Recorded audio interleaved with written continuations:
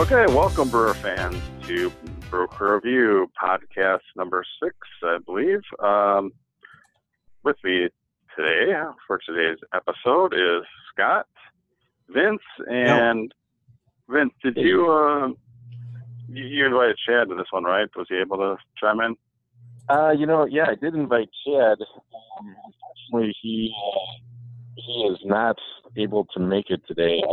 I think that the last that I heard was that Chad had participated in a West End and he was literally crawling, I guess. So we hope he crawled somewhere safe, but no, Chad Collins is not able to join us today, guys. Sorry.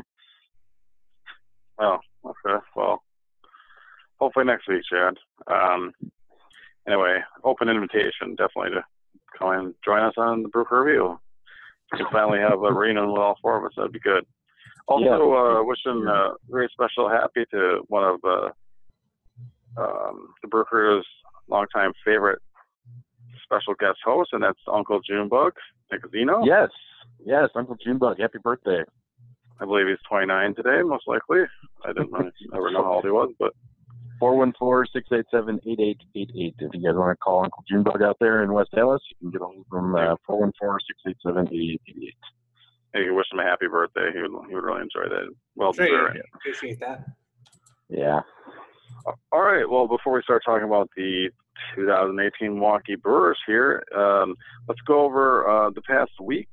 We had a road trip, technically our second road trip of the season in St. Louis. We won 2 out of 3, and in New York against the Mets, we lost 2 out of 3, so it was a 3-3 week, and that followed up, of course, our 5-5 start. We are, as of this taping, 8-8. I guess before I let you guys chime in on some of your thoughts, I will say that I've come up with a slogan for the 2018 Milwaukee Brewers, and it is this: you win some, you lose some.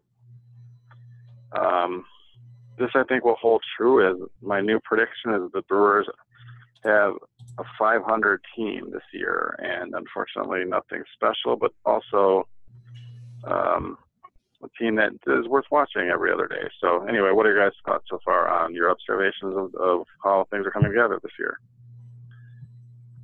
Boy, it seems like this team really loves the drama. I mean, today, as you said, Craig, it's Sunday, the final game of the Brewers Mets series in New York, and just another walk-off victory for the opposing team. It seems like either the Brewers or the opposing team have had a walk-off victory in nearly every game they've played this year. And I have to look it up to see the exact stats and how many games that's really been, but it just seems like every game is a nail-biter. I can't remember, outside of maybe that third game in San Diego, any game where the Brewers were either completely out of it or completely dominating the game. So I guess that if you're a fan, as we all are, I think it's kind of exciting just because you get a chance to, get emotionally invested every day in this team. Now, I wish that we were over 500 at this point and winning a few more of these close games, so it can also be equally frustrating, but certainly is an entertaining team to watch.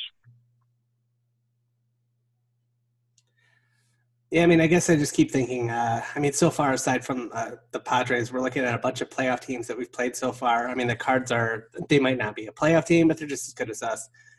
So, I don't know. I mean, it is a little bit frustrating when you see those close games, but we've also had a lot of close games that we've won. So, yeah, there's a lot of drama. The big thing is now we got a big homestand now. We got 3 with the Reds and 4 with the Marlins, and I really want to come out of there with 5 wins. I think that is very doable, and I think that that's something that we should hope for, and then, maybe stay north of 500 for the rest of the year. That's certainly optimistic. Yeah. Are there any particular players that you feel are either are kind of underachieving up to this point in time as far as what your expectations for them coming into the year?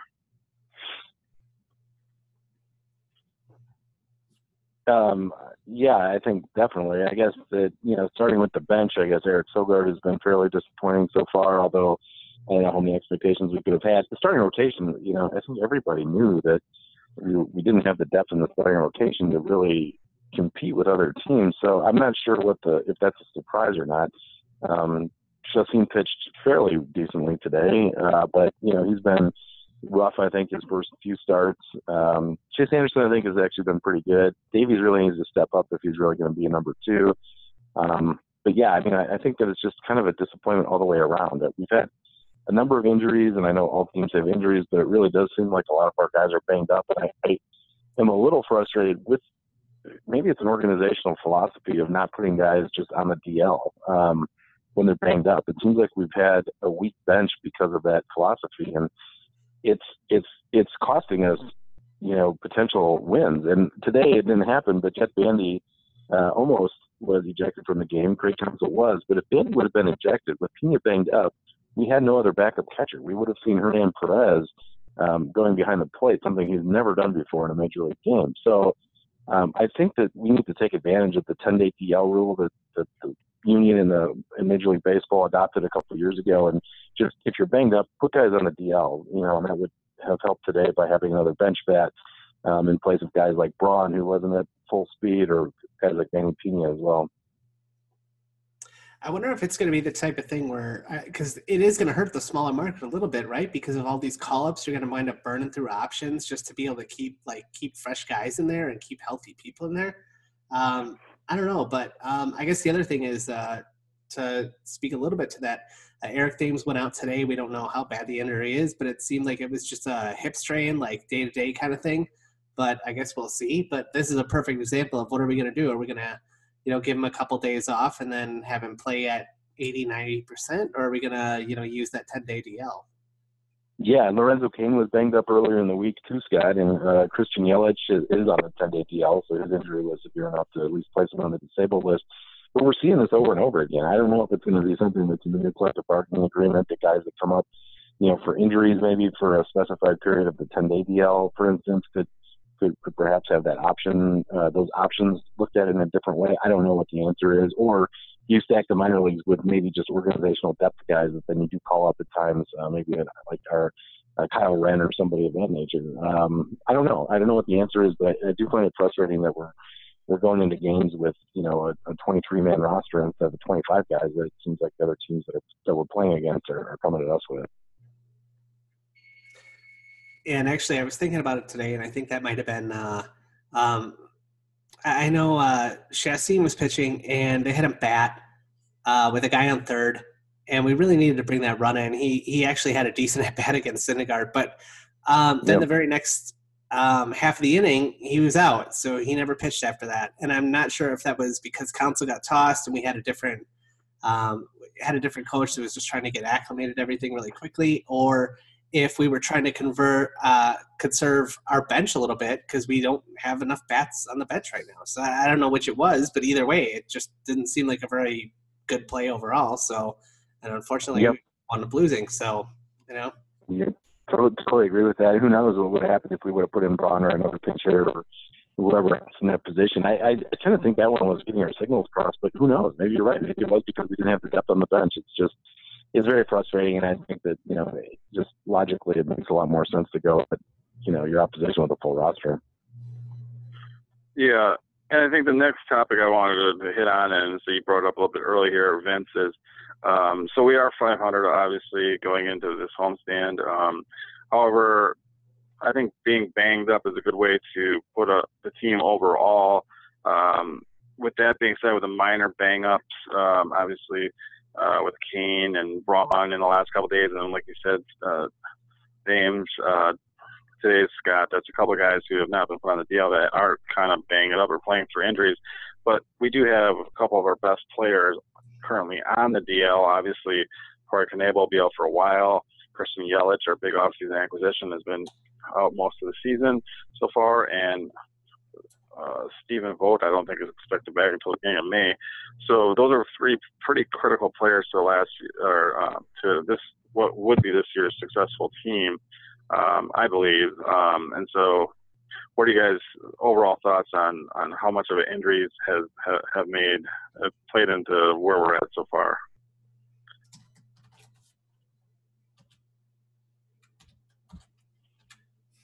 I don't know. I mean, every team has injuries. I guess it's not like the end of the world, I suppose. Obviously, losing a dominant closer and Losing possibly our best hitter in Yelich makes it a little bit more difficult. But I mean, overall, 500. I actually think our record could be a lot worse. So I'm actually not too upset with a 500 record at this point in the year with the injuries that we've had. Yeah, that's a good point, Scott. I think that the one thing that injuries do, obviously, it takes away, a guy like Knebel or a guy like Yelich, and that's huge. But it also puts everybody else in a different position than they expected to be, and it also adds, another piece to the roster that wasn't supposed to be part of the roster, perhaps. So you really have to have organizational depth to overcome injuries, and I do worry that the Brewers are missing that a bit right now. So I know we've got a lot of outfielders, and you'd like to think that guys like Brett Phillips and Keon Broxton could be, able to be just plugged into the outfield, and maybe they can. But, even in the bullpen, when you've got an injury to Knebel, everybody moves up an inning, and you really got to find a way to replace not just Knebel himself as the closer, but then everybody else who was doing a different job in the bullpen. So it really does take its toll. And, like you said, those guys, every team does have injuries, and it just seems like we've been hit with a lot of them. And like we were saying before, we just haven't really been compensating, I don't think, well enough with these minor little injuries, these aches and pains types of injuries that guys are out for, 3-4 days, and we're not calling, somebody else up. So then our depth is really stretched thin at that point. Yeah. And speaking to we did bring up Brett Phillips to cover for the loss of Yelich for a couple of days, and I watched a lot of that bats, and they were pretty much every single one of them was terrible, and he was sent back down.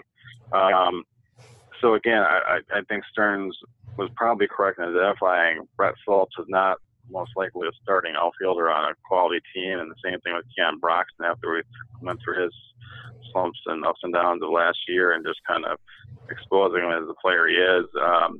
So I think upgrading to Kenny Yelich was something that didn't seem that was necessary, but I think in the long run here in the next 5 years, the Brewers will find out that was most likely the case. But that being said, when their number is called, they need to be ready to perform, and Phillips did not look ready. So what can you do?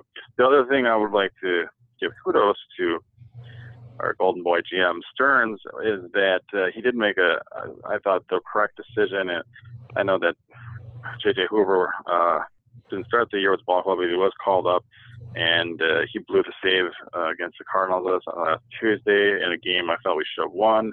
However, we did end up winning the series, but that game was particularly painful. And I think that there were some thoughts that they were going to send Taylor Williams back down, who had just called up, but instead they DFA'd Hoover, which I think that's the right call. Taylor Williams has looked really good in the innings pitched for the Brewers, and obviously there's options to send him back down at any point, but I think our bullpen's better with Knebel out with a guy like him in there instead, and there's enough guys like Albers and Jeffers with back of the bullpen experience that we don't need another guy like J.J. Hoover in there.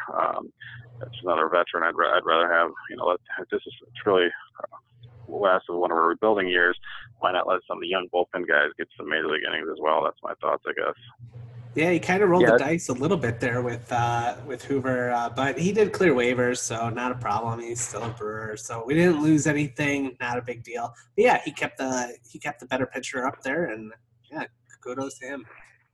Yeah, I know Williams gave up a home run in his last outing, but yeah, I think that overall you got to give young guys a chance to perform. And like we talked about on our last podcast, if we're not really going for it this year and we're trying to see what we've got, I think, Craig, you're absolutely right. This is a year where you kind of see what we have and see if Taylor Williams can fit into the picture long term, and perhaps he can. And a guy like J.J. Hoover is there to maybe mop up some innings at some point, but I don't think it's much of a loss that he was summoned off the big league team and goes back to AAA. Yeah. So switching away from the Brewers just for a second here, we're a couple weeks into the season, and it's start to get a gauge on what other teams in the league, how they're going to perform in the long run of the year. Kind of, which teams so far have been the biggest surprise teams or team that you've observed so far the first couple of weeks of the season that are kind of exceeding your expectations for them in Major League Baseball? Scott, do you want me to start off? Well, I mean, we really don't have to look any further than our own division. I'm very surprised with Pittsburgh. Right now, I believe they're sitting at about 11-4, and great hot start for them. I want to say the Mets, but like the Mets had this in them last year, but their entire starting rotation got hurt. So I actually am not surprised that the Mets are doing as well as they're doing, but the Pirates I'm definitely surprised with. They're putting it together. Yeah, those are two great picks, Scott. I agree with the Pirates. I do tend to think that the Pirates are going to fall back down to earth sometime in the next few weeks to the next month. I don't believe that they have the talent to sustain that type of clip or to even be part of the playoff picture going forward. But yeah, definitely for the first couple of weeks of the season, they've been a surprise.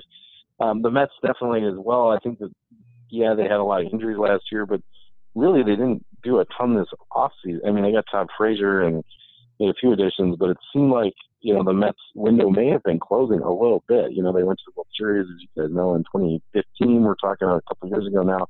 And, who knows? But I'm very impressed with the Mets so far. The other team that surprised me quite a bit, guys, is the Angels. I know one of you guys picked them for the playoffs, but I did not. I didn't really know what to make of Ohtani. Obviously, he had great numbers in Japan. Scott, you're our expert on Japanese baseball, but I didn't know what to expect from him. He's really contributed a ton in the first couple of weeks after a very rough spring training. So I would say the Angels are my surprise team so far. I think probably a bad surprise too. You got to throw the Dodgers out there, right? I mean, they're 4-9 right now. Just haven't really put it together at all. Yeah, the Nationals too. I mean, teams that are expected to not only contend, but in those two teams' cases, to run away with the division, and neither one of them are playing even 500 ball right now.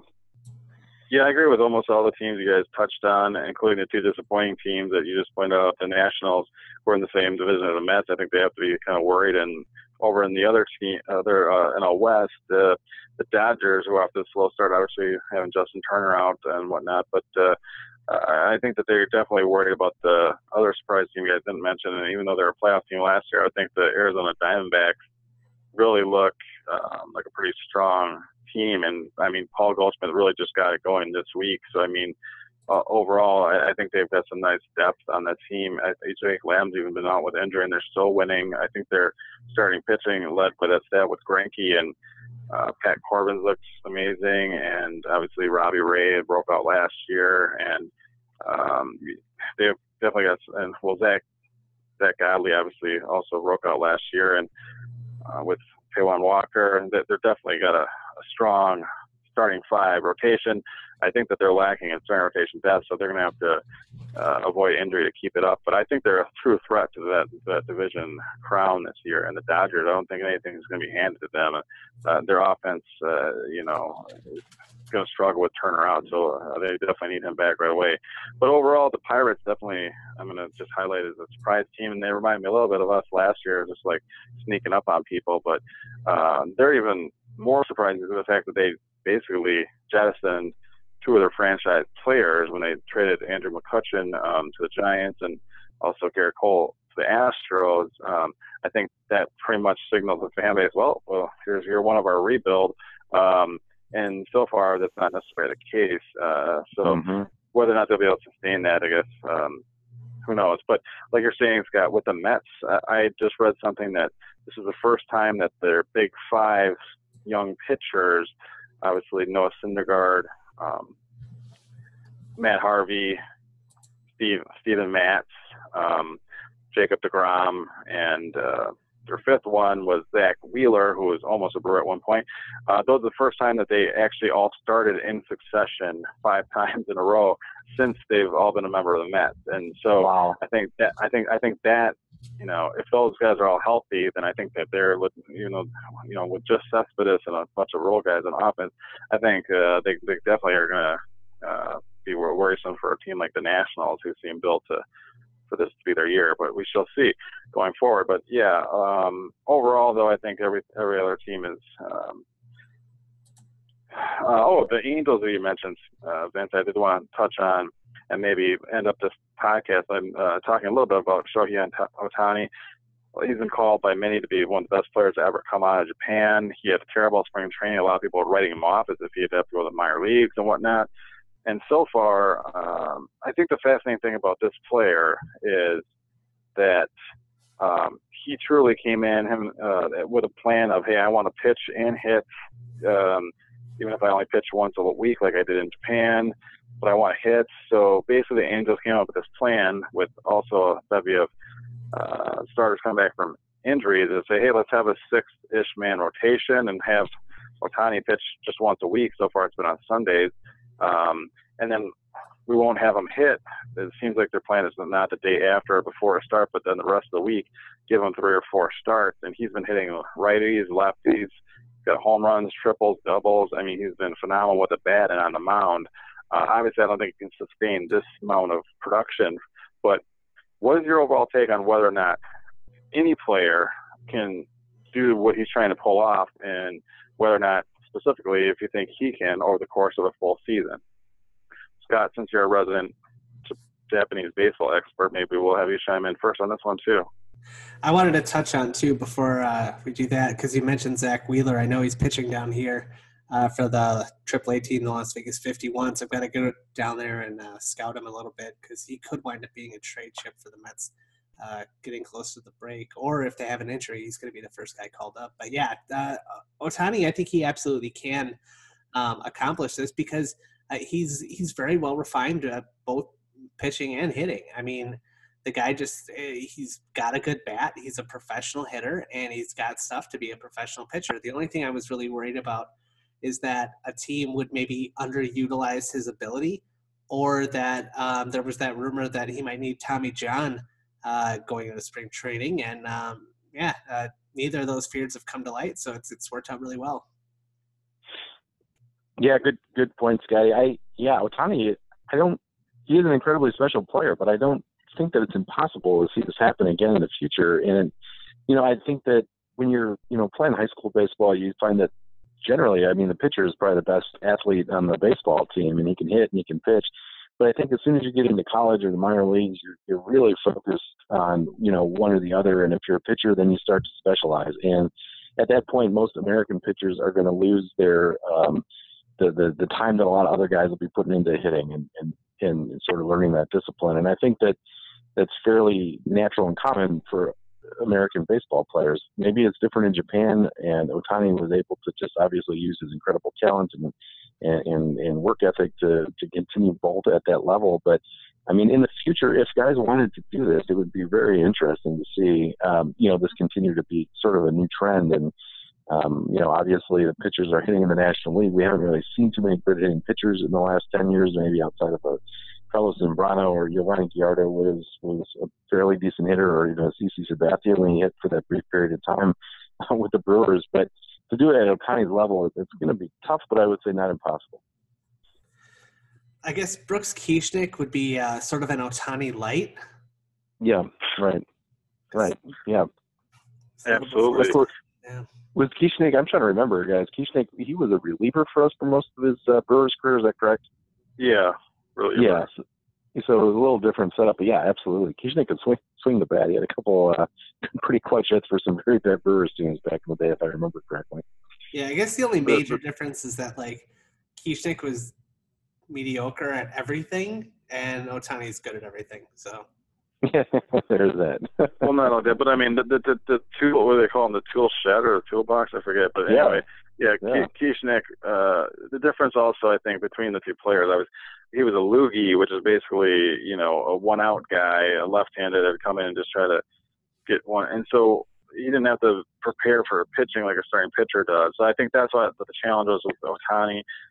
When you're talking about a lot of pitchers that are starting pitchers, as soon as their one starts over, they basically, all of their focus is getting prepared mentally and physically for their next start. Having to think about hitting and in between that is probably difficult for a lot of players to handle. I don't think that's what has been attempted before, but kudos to the Angels and for Ohtani to having a plan in place and not too far off of what he was doing in Japan, starting once a week and hitting in between. So I think those 1 or 2 extra days of not being able to pitch through a 5-man rotation to the 6 with, and of course, in April with off days, he's getting 1 or 2 extra days to handle this. And I think that if they can, I really think they're going to pull this off, and he's going to have I don't expect them to sustain this level of success on both those throughout the season, but I mean, it'll be interesting to see what his numbers are on the mound and with the bat by the end of the year. To me, he's definitely a more valuable pitcher overall, and if he had to have to scrap one, I think that's the route he would go.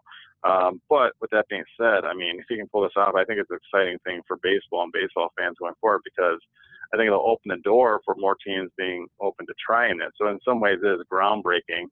I know that I mentioned Brother Ray that Tampa Bay Rays drafted a college player, Brendan McKay, who's a pitcher and a hitter, and they're trying a similar thing with him in the minor league with similar hopes. And that's a luxury of a American League team would have to be able to try to pull this off. Much tougher without a DH in the NL. And again, this might be another pro for the arguments of the people wanting to implement the DH in the NL. And I know we already touched about that on a previous podcast, but if this is successful, it could open the door for more similar players going forward. And with that and possible roster expansion, it could really open up some nice avenues for managers of Major League Baseball teams going forward. So, I want to know a couple things about that, actually. Like, just one quick thing. I want to know how he schedules like all of his meetings when they say, okay, now we're going to break up, pitchers go this way, hitters go this way, and he just kind of stands there like, what do you want me to do? And I guess the other thing is I really want to know what he winds up getting eventually if he keeps anything remotely close to this up. What's he going to get in arbitration? Because, I mean, the value that he brings goes beyond his numbers, both pitching and hitting, just to be able to do both like that. I think that's great. And I don't know what he's going to get in arbitration, but I would expect it to be something ridiculous.